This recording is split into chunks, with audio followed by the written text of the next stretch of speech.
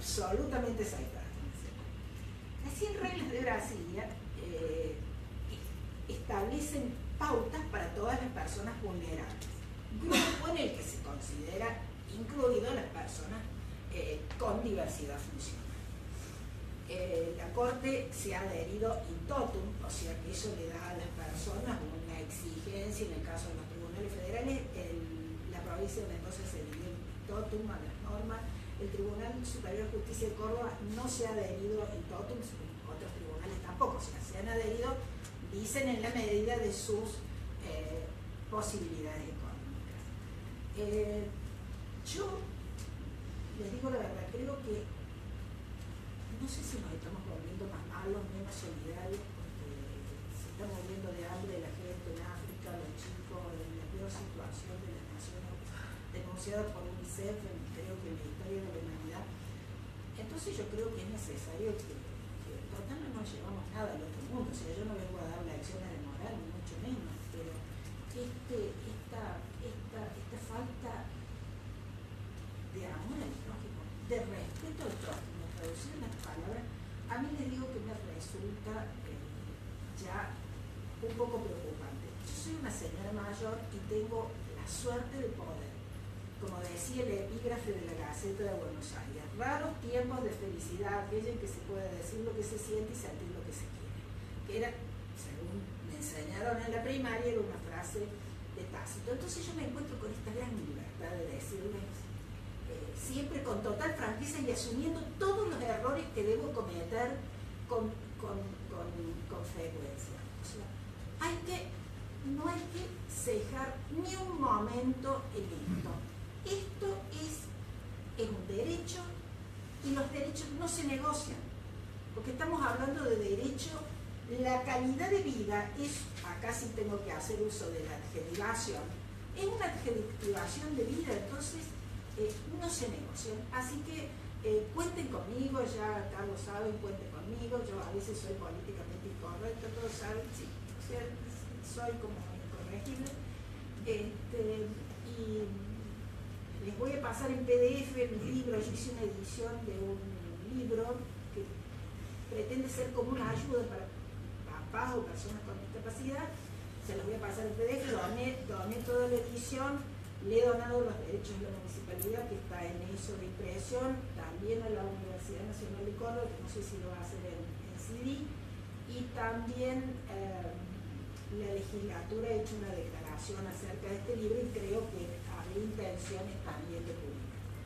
Yo creo que el próximo desafío, ya te dejo, porque no soy una jugadora de tiempo, el próximo desafío es la información.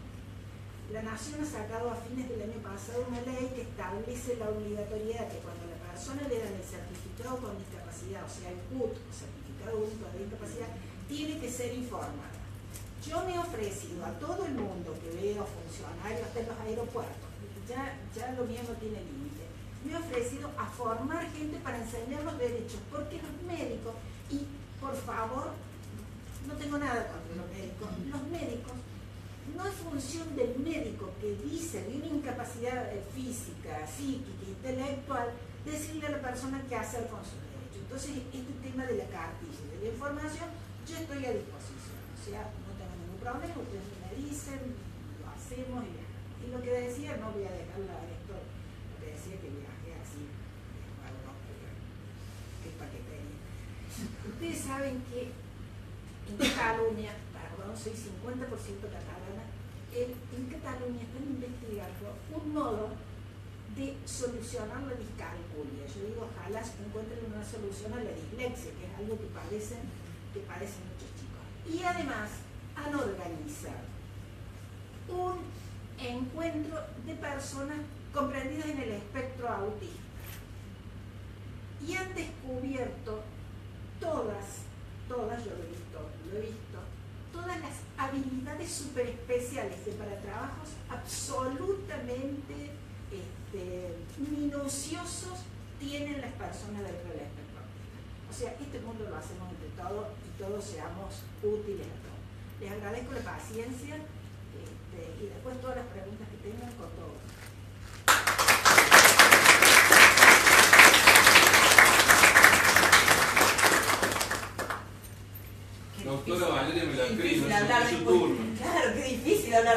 de Susana.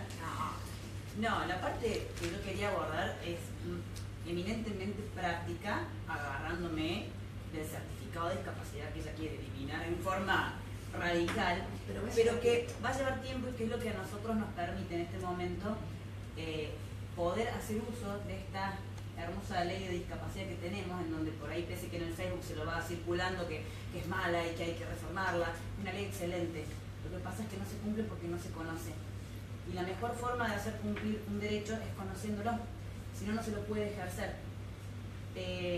Parte de todo el trabajo que estamos encarando con este observatorio también es hacer conocer, en el caso de la gente, los justiciables, de la gente de administración de justicia y todo, cuáles son los derechos aplicados a la parte de lo que sería la infraestructura tribunalicia y de la persona que va al tribunal, como decía el doctor en la introducción, a tener que brindar una declaración testimonial, tener que acceder, tener que ser parte de un proceso. Un poco abarca, digamos, este observatorio. Creo que en realidad lo que dijimos en la primera reunión es que se nos estaba yendo de las manos el objetivo, porque cuando uno empieza a investigar qué es lo que uno puede hacer, qué es lo que uno puede arribar, qué es lo que uno puede explicar o poder extender a la gente, claro, se nos va de las manos. La parte, para no estar mucho tiempo hablando, que yo quería plantearles hoy, que me voy a ir feliz si puedo transmitirles algo de lo que yo he visto un poco a través del tiempo, de la experiencia y la profesión, es a raíz de nuestra ley de discapacidad, que pese a que el concepto lo tenemos que nombrar así porque es así, todas las posibilidades que esta ley, en el caso puntual, en el caso concreto de una persona que goza con el gozo que tiene el certificado de discapacidad, puede llegar a encontrar. La gente, en muchas oportunidades cuando llegan a consulta, no saben qué derechos les asisten, no saben qué es lo que pueden pedir.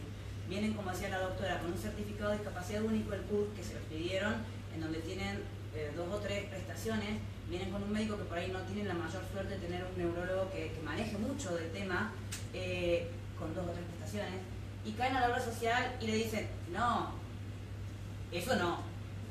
Eso si va en un módulo puede llegar a entrar. Nuestra ley es muy amplia, es muy abarcativa, es muy comprensiva, digamos, de todas las circunstancias puntuales. Justamente hablaba la doctora del deber de información. La ley prevé, yo con los artículos soy media bestia, así que capaz que me equivoco, pero si mal no recuerdo alrededor del artículo 5, el deber de información que tiene la obra social cuando viene una persona con discapacidad, con un certificado de discapacidad, la obra social tiene la obligación de informarle qué prestaciones puede recibir. No solo las prestaciones básicas previstas también en la ley, sino también las prestaciones que sirven para lo que es el objetivo de la ley. La ley de discapacidad no solo tiene un objetivo de rehabilitación, que es para lo que todo el mundo lo utiliza y la aplica. La ley de discapacidad habla de habilitación de la persona y de rehabilitación de la persona. Y son 2 cosas totalmente distintas. La rehabilitación puede ser, en un caso, una función motriz, el ejercicio, la kinesiología. Bueno, eso es rehabilitación. Habilitación es todo aquello que le permita a la persona con discapacidad llegar a una autonomía mayor, a una autovalencia, a una inserción en el medio social, a una mejor calidad de vida, desde el punto de vista de los apoyos, los distintos apoyos. Ahí viene toda la parte de lo que está tan discutido y no aprobado y muy peleado por las obras sociales, de todo lo que es las alternativas de quimioterapia, de caninoterapia, la misma terapia hídrica, o sea, la parte de natación, bueno, todo ese tipo de cosas van dentro de la parte de rehabilitación. Sí, por una cuestión motora puede ser en la parte de pilete y natación, la parte de rehabilitación. Pero es muy amplia y la gente por ahí no lo sabe. La gente que hace, piensa que lo único que le corresponde son las 2 horas de fonoaudiólogo, las 2 horas de psicoterapia, el transporte en el caso que se lo hayan dicho, porque si no lo dice el certificado no se lo cubren, no, sí, se lo tiene que cubrir. Si el médico tratante le dice en su certificado, en su RP, cuando les pide todo, lo que les está pidiendo entre las prestaciones, que esa persona necesita transporte, ida y vuelta a la escuela, ida y vuelta a las prestaciones médicas, porque es una persona que no puede ni usar ni gozar de lo que es el transporte gratuito que debe tener ya por el CUD público de pasajeros. Hay personas que no lo pueden usar por cuestiones físicas, por cuestiones psicológicas, por miedos, bueno, no lo pueden utilizar. Entonces en esos casos también corresponde. El certificado, cuando se expide, tiene una fecha de validez. No es algo que se va revisando cada 6, 7, 8, 10 meses, un año. En algunos casos son de varios años. Y esa persona, a lo largo del tiempo, como todos vamos cambiando, va cambiando las necesidades. Entonces hay veces que los certificados nos quedan chicos y hay veces que me dicen, no, yo no uso transporte porque ya no le hace falta. Es perfecto, fantástico. Pero bueno, esas cosas que van cambiando y van mutando no se plasman en los certificados. complicado. ¿Quiénes sí lo pueden pedir? Los médicos tratantes. Dentro de las prestaciones básicas, que son las que hablábamos recién, siempre básicamente digamos, se van pidiendo lo mismo, se va pidiendo lo mismo, las obras se patalean, pero terminan contento. Hay toda una parte, la gente no conoce, que, como digo, dentro de las prestaciones que están obligados a dar, hablan de escolaridad en todos sus niveles. Cuando yo voy a una obra social y le pido pagarme la escuela privada, me gritan. Pero me la terminan pagando. Porque la ley dice escolaridad en todos sus niveles. ¿Qué abarca escolaridad? De 3 a 6 años creo que es la parte primaria y de 6